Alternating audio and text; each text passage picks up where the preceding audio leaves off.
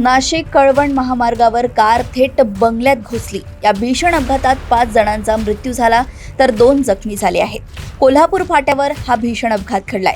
भदाण कुटुंबियांवर काळाने घाला घातला आहे। नाशिकमध्ये एका लग्न समारंभानंतर हे कुटुंब परत होते। बुधवारी रात्री 10 वाजता हा कार अपघात झालाय। या अपघातात नामपूर आणि देवळा येथील 5 जणांचा दुर्दैवी मृत्यू ओढवला तर 2 जण गंभीर जखमी झाले। जखमींना नाशिक येथील रुग्णालयात उपचारासाठी दाखल करण्यात आले आहे। नामपूर येथील भदाण कुटुंबियांच्या नातेवाईकाचे नाशिकमध्ये लग्न होते। त्यासाठी भदाण आणि मेतकर कुटुंबीय नाशिकला आले होते।